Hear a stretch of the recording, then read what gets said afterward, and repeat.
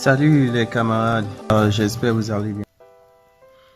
Avant, on a eu à parler de la valeur absolue d'un nombre. Donc, on a pris des nombres et qu'on a cherché leur valeur absolue. Maintenant, aujourd'hui, nous allons apprendre comment chercher la valeur absolue d'un nombre combiné. Donc, vous allez voir ici, nous avons 4 plus 2 racines de 5. Comment chercher la valeur absolue de ce nombre? Moins 1 moins racine de 2. Comment chercher la valeur absolue de ce nombre? Donc, c'est ça nous allons faire aujourd'hui. Maintenant, pour ce faire, il nous faut la formule. Donc, la formule est déjà là. Donc, valeur absolue de ins est égale à ins si ins est supérieur à 0. Valeur absolue de ins est égale à 0 si ins est égal à 0. Et valeur absolue de ins est égale à moins ins si le ins est inférieur à 0. Maintenant, nous allons passer au résultat.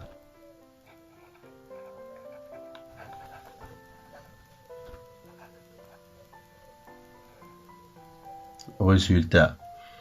On va prendre le premier cas qui est valeur absolue de 4 plus 2 racine de 5.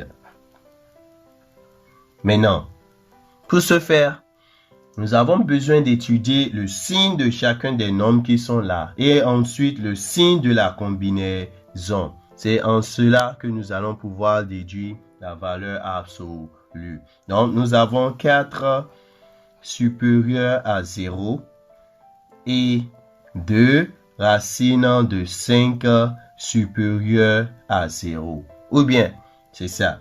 Maintenant, nous avons 4 supérieur à 0, 2 racines de 5 supérieur à 0. Donc, la somme, donc plus, leur somme va donner un nombre supérieur à 0. Donc, on aura 4 plus 2 racine de 5 est supérieur à 0. Donc, on voit que notre ins ici est déjà supérieur à 0. Donc, ça va nous donner ins. Donc, ça revient à ce nom. Donc, valeur absolue de 4 plus 2 racine de 5 est égale à 4 plus 2 racine de 5. Donc, j'espère que vous m'avez très bien compris. Donc, c'est ça. Maintenant, nous allons continuer. Nous allons continuer avec le second nombre. Le second nombre, c'est valeur absolue de moins 1 moins racine de 2. Maintenant, également là, nous allons comparer les signes.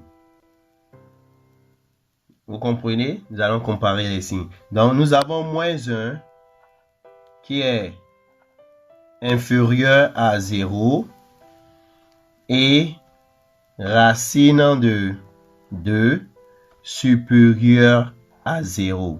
C'est-à-dire le signe qui est au milieu, on ne touche pas à ça. Donc, moins 1 est inférieur à 0 et racine de 2 est supérieur à 0. Mais on a moins et plus. Maintenant, nous voulons faire la soustraction de ces nombres. Est-ce que lorsque nous allons faire la soustraction, est-ce que ça va donner un nombre positif ou bien un nombre négatif? Comment il faut faire? Donc, dans ce cas-ci, ce qu'il faut faire, c'est quoi? C'est élever les deux nombres au carré. Élever les deux nombres au carré. Donc, une fois élevé au carré, nous allons chercher leur signe. Donc, allons-y. On a ici, permettez-moi de continuer là, on a ici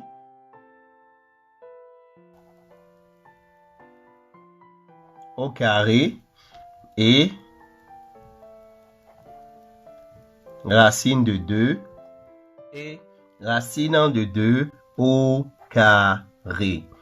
Maintenant, on aura quelle réponse? Ça va nous donner quoi? Les 1 au carré est égal à 1 et racine de 2 est égal à 2. Maintenant, appliquons maintenant le signe. Plus que moins 1 inférieur à 0 et moins racine de 2 inférieur aussi à 0, d'où moins 1 moins racine de 2 est inférieur à 0. Donc, nous allons voir que ces deux nombres, la soustraction de ces deux nombres est inférieure à 0. Donc, on a là, ins est inférieur à 0. Donc, le nombre est plus petit que 0. Donc, c'est ça ici.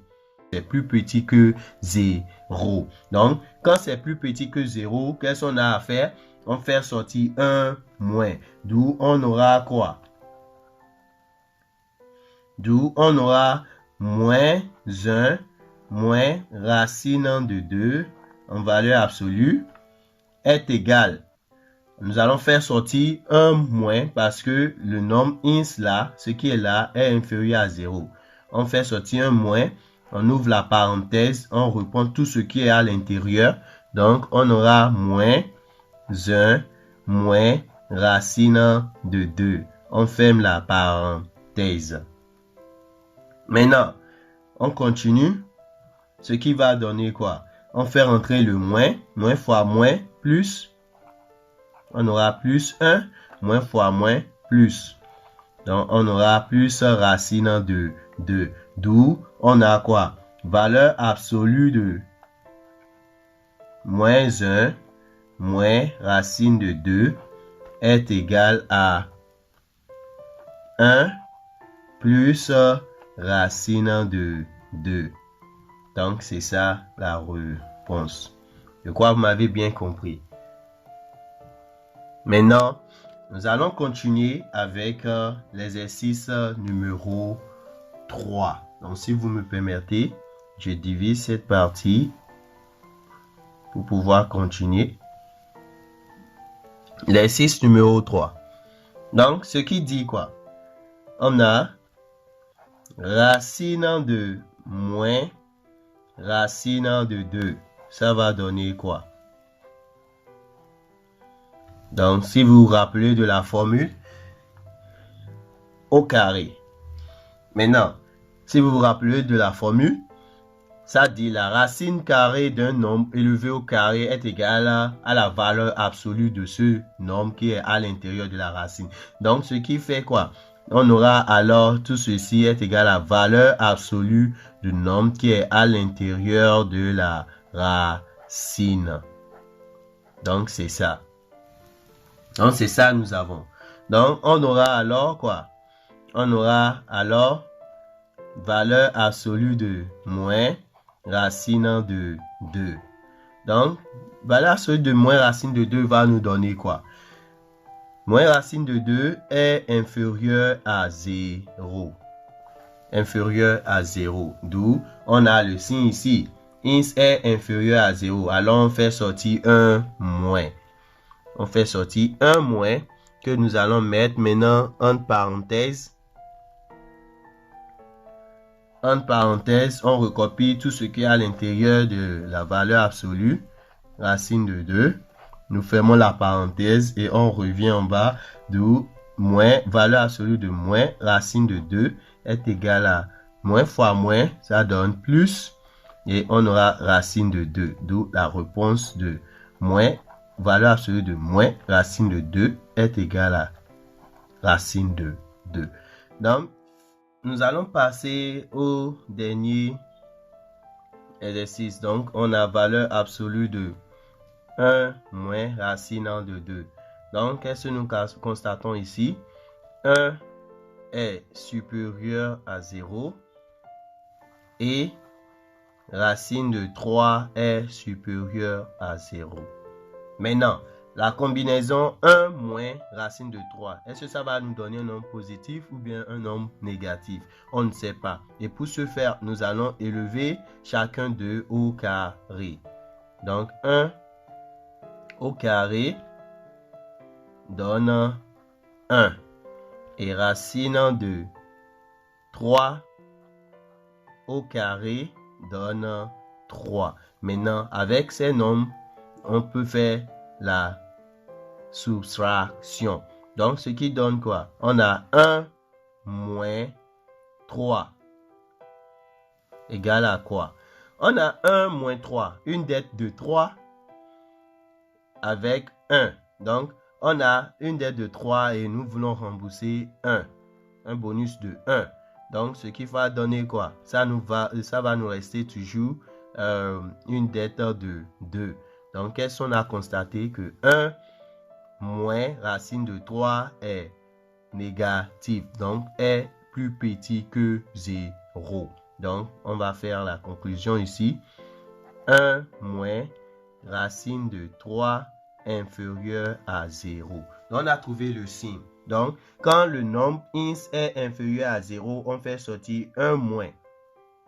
Donc, on aura valeur absolue de 1 moins racine de 3 qui est égal à quoi?